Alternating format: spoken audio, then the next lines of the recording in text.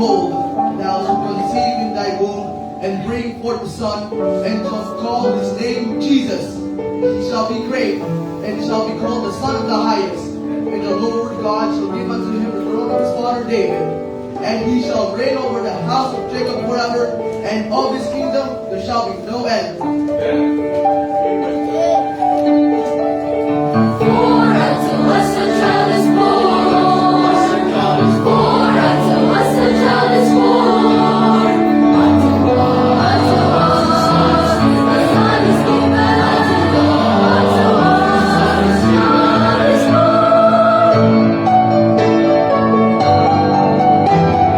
Wonderful Counselor, the mighty God, the everlasting Father, the Prince of Peace. Wonderful Counselor, the Prince of Peace. For unto us a child is born.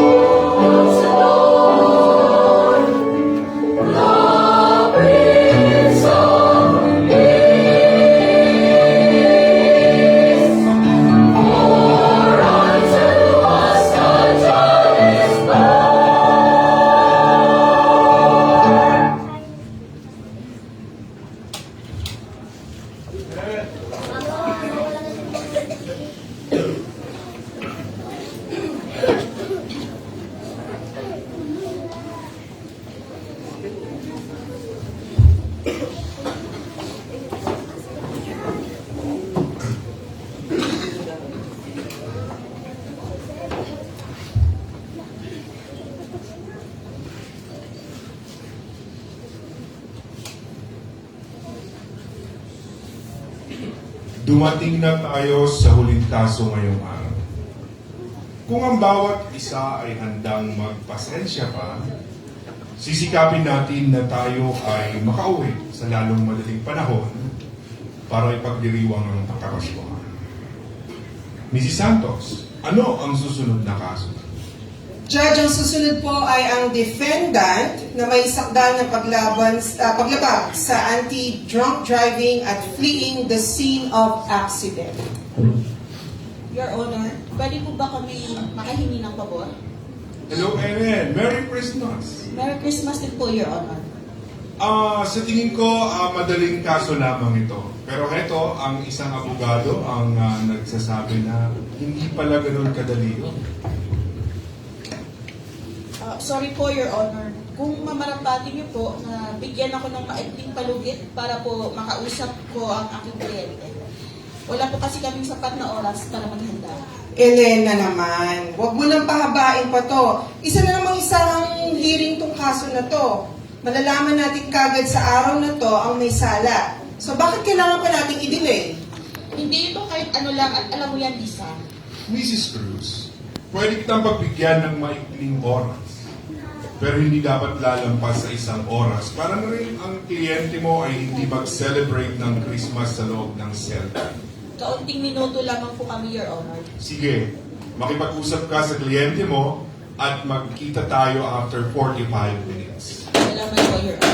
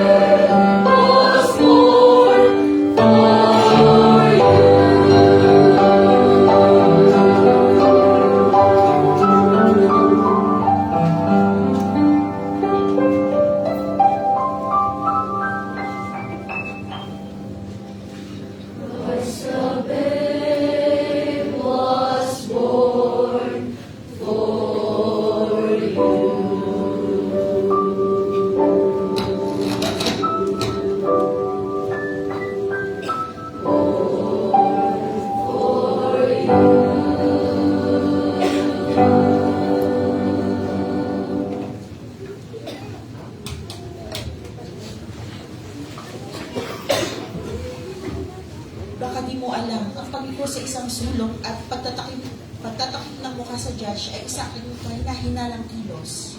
Hindi ko talaga siya pwedeng harapin muli. Sino ang tinutukoy mo? Si Judge Masangkay ba? Kilala mo ba siya? Basta, hindi ko siya pwedeng harapin muli. Bakit? Nag-aalala ka ba na hindi magkakaroon ng patas na paglilitis sa kanya? Pwede naman tayong mag-request ng ibang judge o hilingin natin na sa kanya naman ipagpalit sa ibang judge. Ganon din yun. Wala din naman magpagkakaibig. Hindi kita matutulungan kung hindi ka makipagtulungan sa akin. Ayos lang sa akin. Tandaan mo, wala na tayong sapat na oras para mag-usap.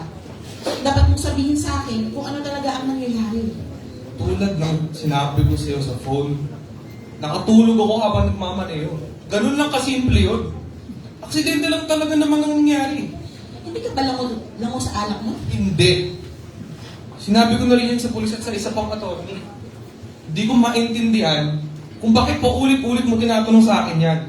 Marahil dahil na rin sa nakaraan mong kaso na nagmaneho ka ng lasing. Teka, 5 taon yun ah. Ano ba naman ito? Isusumbat na lang ba lagi ito sa akin? Dapat talaga hindi na ako bumalik sa bayan. Bumalik? Bakit hindi ka ba dito nakatira? Hindi. Sinikap ko talaga na makakalis agad dito at di na ako bumalik simula noon. Pero bakit ka bumalik kagabi? Bumalik ako para sa nanay ko. Meron siyang cancer. Kailangan kong bumalik para sa kanya. I'm sorry, marinig. Ganun talaga nangyayari yan. Ibig mo bang sabihin, nagmamaneho ka papunta sa bahay ng nanay mo ng alas 2 ng umaga? Oo. Nagtrabaho ko noon ng buong araw at gabi. Nung ako ay umalis, magdamag ako nagmaneho eh. Para pumunta dito, paglabas ko ng highway, napaitip ako ng ilang segundo. At yun ang naging dahilan kung bakit mo nabangga yung nakaparadang kotse at karatulan ng korte. Ano ba pinupunto mo dito? Alam mo, dapat ay seryosohin mo ito. Ito na ang pangalawa mong kaso ng pagmamaneho ng lasing. Kilala ko yung prosecutor. Gugustuhin niya na makulong ka na hindi bababa sa 30 araw. Nakakatawa naman yun. Di naman nga ako nakainom. 2 taon na ako matino. Paano mo ngayon ipapaliwanag yung pagtakas mo sa lugar ng aksidente? Hindi ako tumakas. Tumakas ka. Hindi ko naman sinadya yun eh. Pagod ako noon at walang tulog. Nauntog nga rin ang ulo ko eh. Inisip ko kung makakauwi ako agad ako, ma-i-report ko din naman agad ang nangyari. Kahit anong sabihin mo, tumakas ka pa rin. Ano bang gagawin naman isang nakaparadang kotse? Ganun pa din tawag dun. Ay, basta. Wala akong ginawang mali at wala rin kayong may akusa sa akin. Mr. Dimakulangan, ako ang abogado mo. Sinisikap ko na ipagtanggol ka. Sa ginagawa mong panlalaban, pinapahirapan mo ang buhay nating dalawa. Ganun din naman kasi ang mangyayari. Papatawan din niya ako ng mabigat na parusa. Ni Judge ba? Emil, kung meron yung dapat sabihin sa akin, sabihin mo na agad. Hindi na yun mahalaga. Hopeless na rin naman ang sitwasyon ko.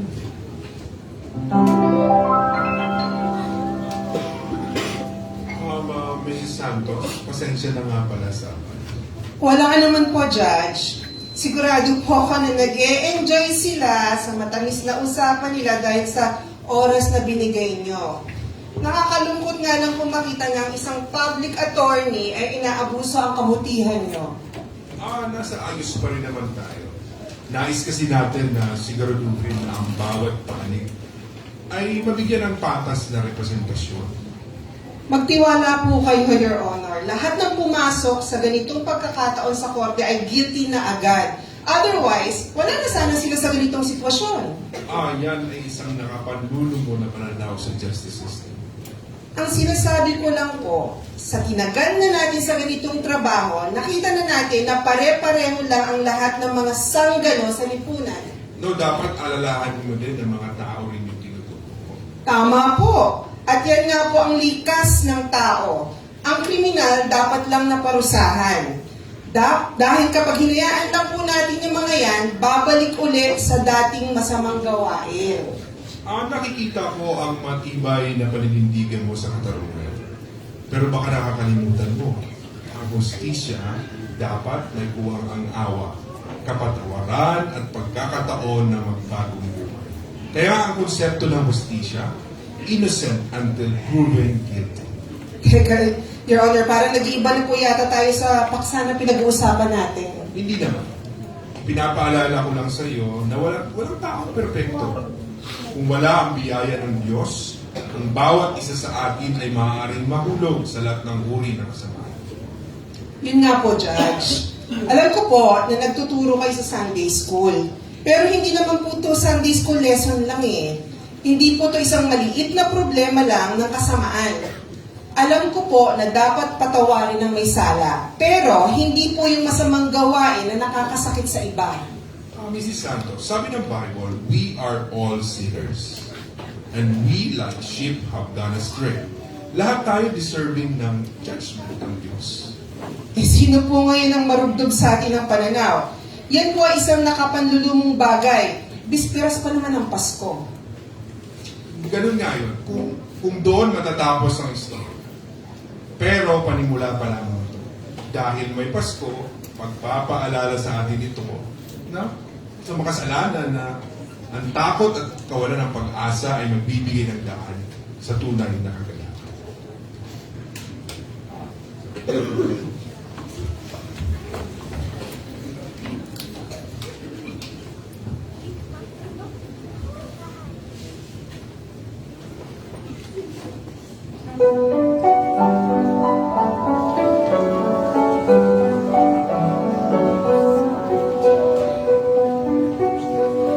To your word, the Savior's word, to fall and land is granted. The song of love is song above, and shepherds here enchanted.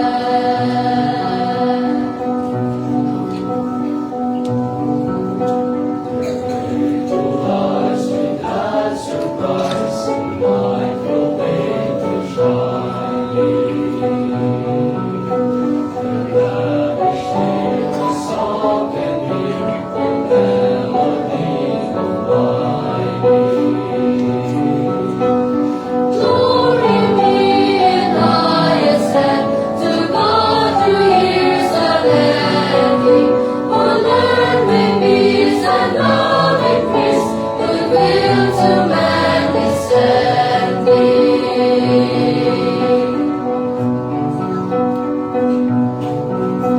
It makes me see the infant babe, whose cradle is a manger, and at his feet with homage sweet, they hail the anthem stranger.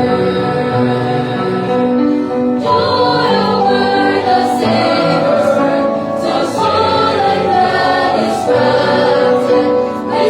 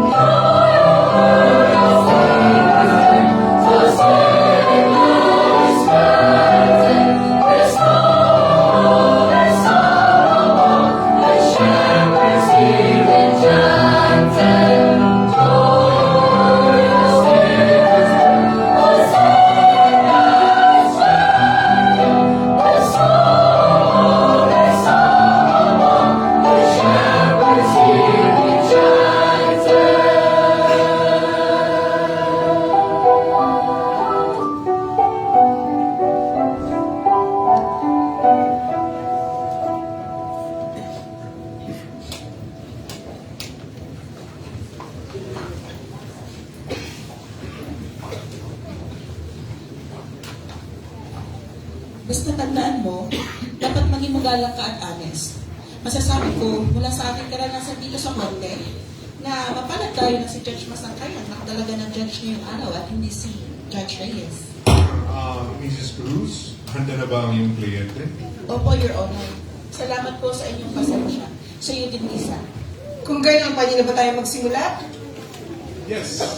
Simulan na natin ang pagdinig sa kaso ni Mr. Nasaan na nga ba na palagay ang papeles? Ito po, Your Honor. Thank you. Yes. Ito nga ang kaso ni Mr. Emil Kim. Your Honor. Sabi ko na sa'yo, focus ang kasagot. Mr. Dimakulangan. Parang sinusundan ako ng multo ng nakaraan. Nais kong sabihin sa council na ito na kilala ko na ang defender. Dahil na rin sa nangyari sa nakaraan. Pwede naman kayong pumili ng ibang judge para ligin ang kaso. Your Honor, batid ko po na may history kayo ng kliyente ko. Pero ang kliyente ko po ay nangangailangan na madinig ngayong araw ang kanyang kaso. Nagpunta po siya sa bayang ito para sa kanyang nanay na may karamdaman. Malabuhan na po ang kanyang... Cancer. Oo, alam ko yun. Kaya po, kung maghihintay pa po ng ibang judge, ay nangungulugan ang kliyente ko ay mapipiit pa ng ilang araw dito. Dagdag pa po dito, mahihirapan pa na po siya magbayad ng piyansa. Nag-request na din po siya na kayo ang duminig sa kaso niya. Eh, ano naman ang plead ng defendant sa kaso niya? Na pagmamaneho ng lasing at pagtakas sa pinangyarihan ng aksidente. Nag-plead po siya ng not guilty sa kaso ng pagmamaneho ng lasing at guilty naman po sa kaso ng pagtakas sa pinangyarihan ng aksidente. Dagdag pa po dito, nag-waive na rin po siya sa karapatan niya sa isang trial by jury. For the record, Your Honor, wala pong objection ng Estado sa pag-waive ng defendant sa trial by jury. Mr. Dimakulangan, Emil naman, at least nagawin ka sa kanya. Mr. Dimakulangan, totoo ba na gusto mo na ako ang duminig ng kaso at winave mo ang karapatan mo sa trial by jury? Oo. Opo. The court will take a brief recess. Your Honor, saglit lang po. Okay, Emil. Nagtapat ka na. Ano ba nangyayari? Paano kilala mo si Judge Masangkay? Ako ang dahilan ng pagkamatay ng anak niya. Ano? Oo. Ako ang dahilan ng pagkamatay ng anak niya. At ipinagkatiwala mo sa kanya ang pagdinig ng kaso mo? Alam mo ba itong ginagawa mo?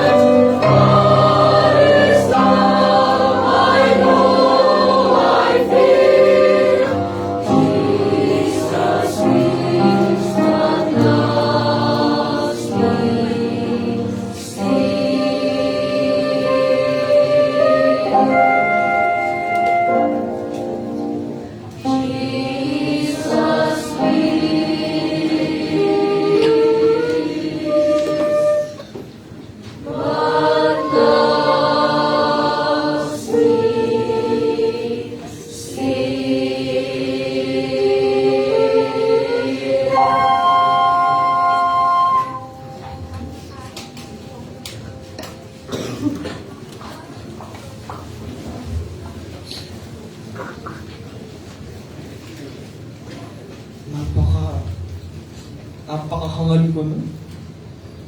70th birthday ko yun. Nangihayin ako ng mga kaibigan ko na mag-celebrate. May mga dumating na may dalang alak. Lahat sila pinilit ako uminom. Sabi nila, pagbigyan ko naman sila. Total birthday ko naman daw. Hindi mo na kailangan pang magpaliwanag sa akin. Ikaw ang abogado ko. Ikaw ang nagtatanggol sa akin. Kaya kailangan mo rin malaman kung sino ang pinapantanggol mo. Emil, Hindi ko na matandaan kung gano'ng karami na inom mo gano'n.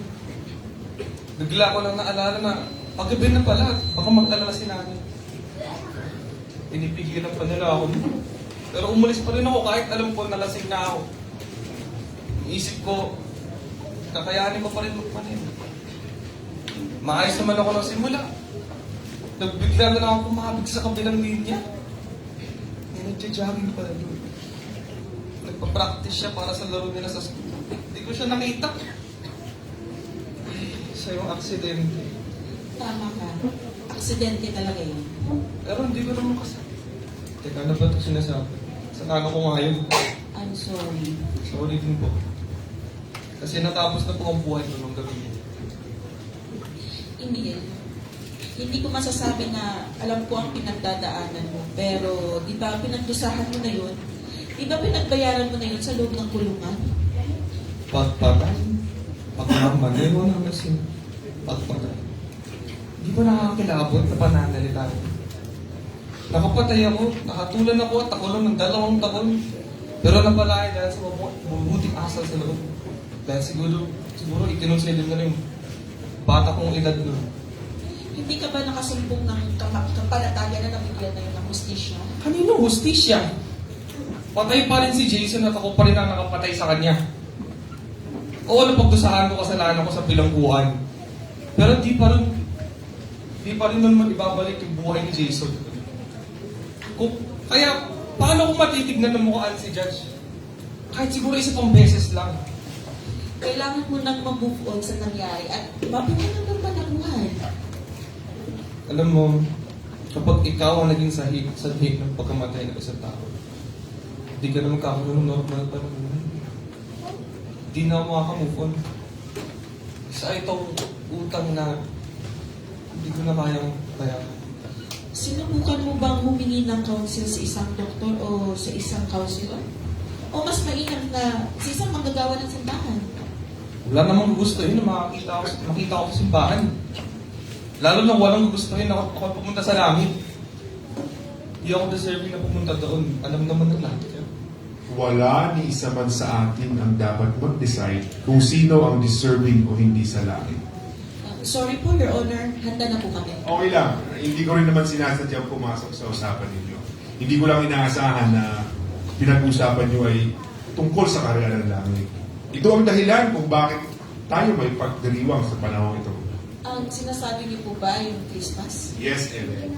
Alam mo, ang Christmas ay ang kapanganakan ng Panginoong Hesus. Bumabase sa lupa para buksan ang karya ng langit sa sangkatauhan. Hindi nga lang para sa akin. Alam ko po na alam niyo ang tungkol sa bagay na yan bilang isang Sunday school teacher. Sorry nga po pala ulit sa abala. Handa na Yes, po kami. alam ko yun. Of course. Binuksan ang kaharian ng langit para sa sangkatauhan. Paano niya ginawa yun?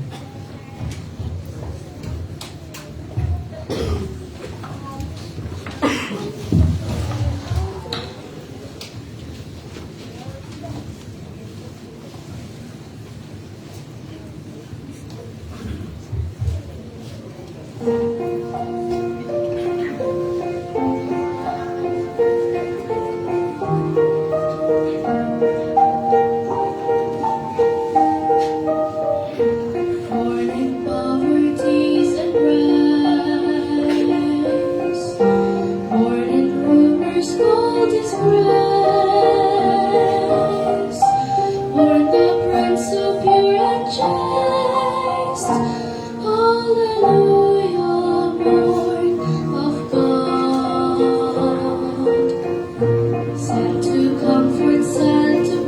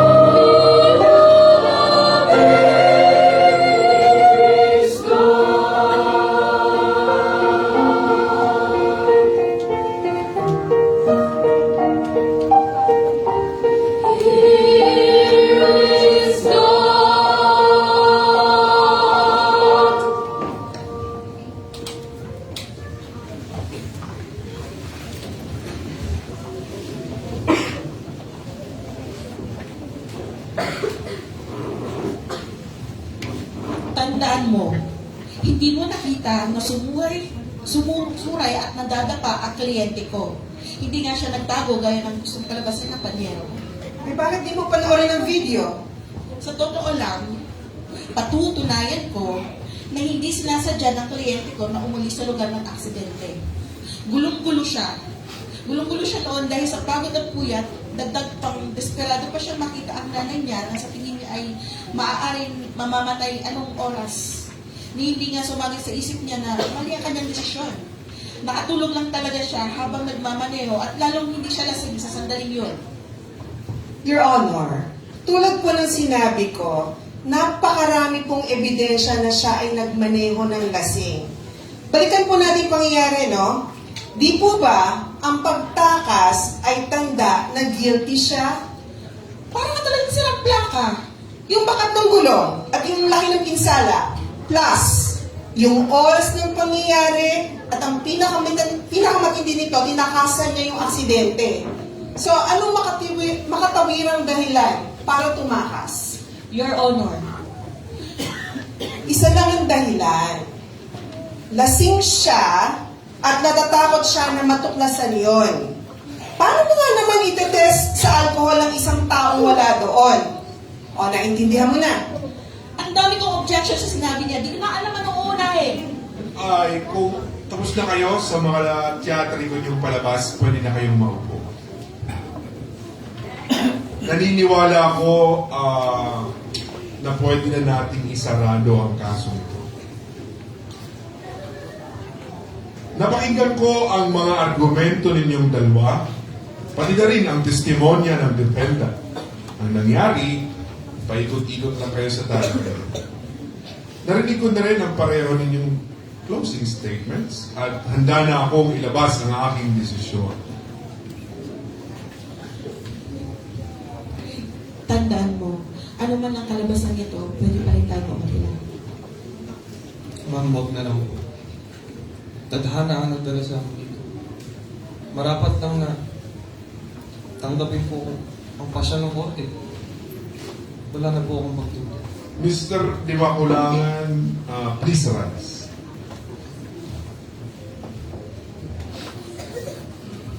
Matapos nating mapakinggan ang magkabilang panig sa kanilang argumento, testimonya sa pangyayari at matapos din nating mapanood ang CCTV footage, ito na ang pasya ng korte. Sa kaso ng pagmamaneho ng lasing, ang defendant ay napatunayan na guilty. What? At sa sakdal na pagtakas sa lugar ng aksidente, ang defendant ay napatunayan na guilty. Sa pagpataw ng asistensa sa defendant, isinaalang-alang din ng korte ang nakaraan niyang criminal record ng pagmamaneho ng lasing na naging sanhi ng pagkamatay ng isang tao na napakalapit sa akin. Dahil sa pinsala ng pag-aari ng korte at kahina-hinalang pag-iwan sa lugar ng pinangyarihan, ang korte ay nagpasya ng multa sa halagang 200,000 pesos. Okay lang yun, Camille. Malaki tagumpay natin to. Sigurado akong magagawa natin ang paraan yung halaga ng babayaran natin. Teka, tignan mo. Anong ginagawa ni Judge?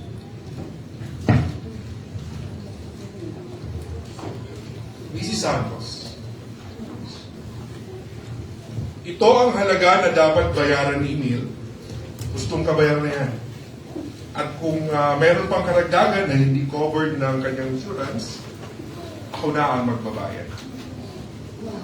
Pero Your Honor, Dalhin mo ito sa clerk of court at sabihin na ayusin ang mga papeles. Salamat muli. Judge Masangkay, wait lang po. Bakit niya po ito ginagawa? Umuwi ka na, Emil. Puntahan mo na ang nanay mo. Malaya ka na. Pero sir, paano niyo po nagawa ito sa isang taong tulad ko? Pinatawad na kita, Emil. Panahon na para tanggapin mo ang pagpapatawad ko. Pero higit pa rito, kailangan mong tanggapin ang kapatawaran ng Diyos. Alam ko na napakinggan mo na ito sa church, napakinggan mo na ito sa nanay mo. Kailangan mong tanggapin ang Panginoong Yesus bilang iyong tagapagligtas. Sir, sinubukan ko na po ito minsan. Pero naisip ko, paano niya papatawarin ang isang tulad ko. Sa kabila ng lahat ng pasakit na ginawa ko sa ibang tao at sa buhay na sinayang ko, kayo po sa lahat ng tao na alam kung bakit hindi po ako maliligtas. Nagkakamali ka, Emil. Namatay ang Panginoon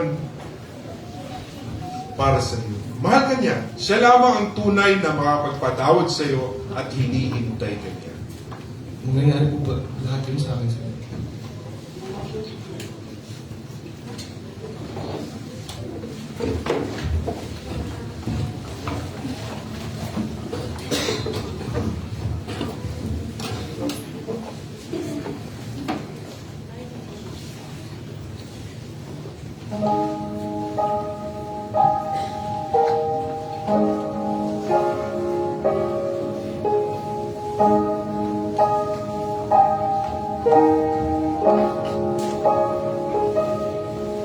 Can it be that a man who died 2,000 years ago is what our world so broken needs today? Can it be that he truly is the only Son of God who healed the sick and even raised the dead? Can it be that he's living today? Can it be that he conquered the grave? Can it be that a soul who will call on his name shall be free? Can it be?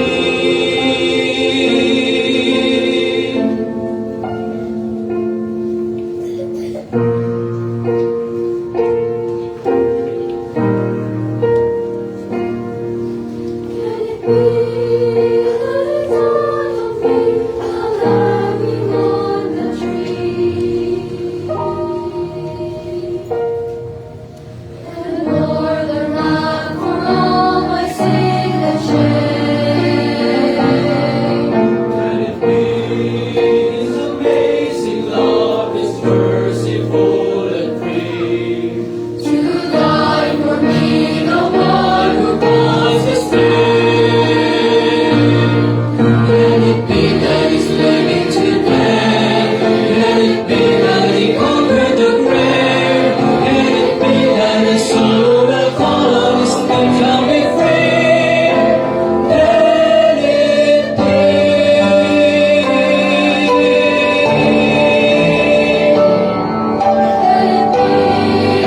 My name is written down in heaven above, and it's there for me a mansion in the sky.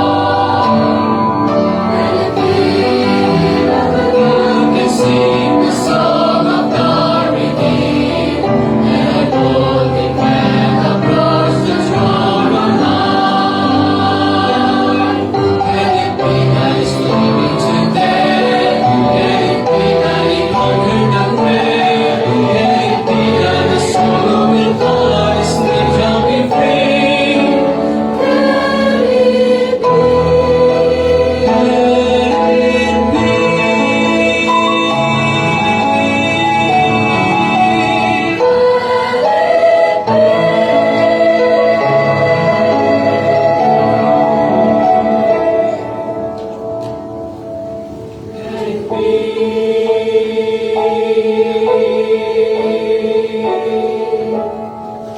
Can it be? Can it be?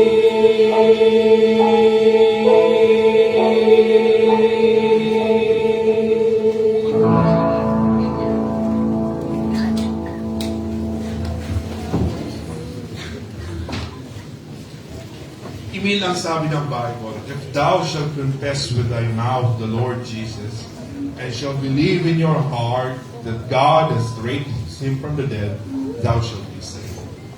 For with the heart man believeth unto righteousness, and with the mouth confession is made unto salvation. Nanampalataya po ako sa at pinahayag ko na siya ang aking Panginoon na tagapagligtas. Amen, Emil. There's a new name written down in glory. Thank you po, Judge. Thank you po na pinatawad mo. Alam ko po na hindi marapat pang sabihin Pero nais ko pong malaman niyo na buong buhay ko po dala-dala yung guilt sa mga nangyari sa ating dalawa. Araw-araw nagdudusa po ako simula ng gabing mangyari po. Alam mo ba, ang nais ko sa lahat ng pahirap na pinagdaanan mo ay ang katubusan mo, Emil. Pero sir, bakit po sa lahat ng tao ganun na lamang pong malasakit na sa akin? Hindi ako, Emil, ang Diyos. Ano itong nangyayari sa akin, sir? Lahat ng guilty feelings na pasan ko, nawawala na. Damang-dama ko na ako ay... Justified. Ano po ibig sabihin? Justified ang ibig sabihin, Emil, ay inaring walang sala at idineklara ng Diyos na matuwid. Pero Judge, hindi po ako magiging matuwid. Alam ko po yun. Hindi, Emil, hindi sa sarili mong katuwiran. Pero ngayon na tinanggap mo ang Panginoon na iyong tagapagligtas, ipinataw niya sa iyo ang kanyang perpektong katuwiran. Hindi natin kayang magawa ang ating kaligtasan, Emil, o hugasan ang ating napakaraming kasalanan. Pero sa ating pananampalataya sa ginawa ng Panginoon sa krus, tayo ay napatawad. Nilinis ang ating mga kasalanan. Ang kabayaran ng kasalanan ay nabayaran na. Ang puot ng Diyos sa kasalanan ay nalubag na. At idinaglara niya tayo muli ngayon at magpasawalang hanggang justified.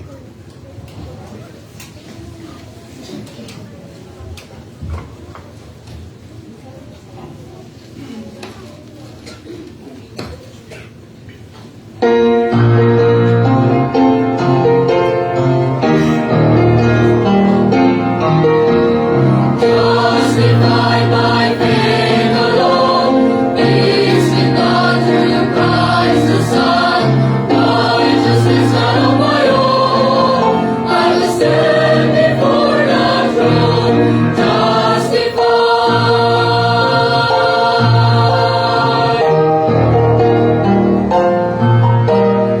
God the righteous judge of all, maker of eternal law, for you see consuming fire, judges stand before his bar. The accuser shall condemn, all have sinned, all have sinned.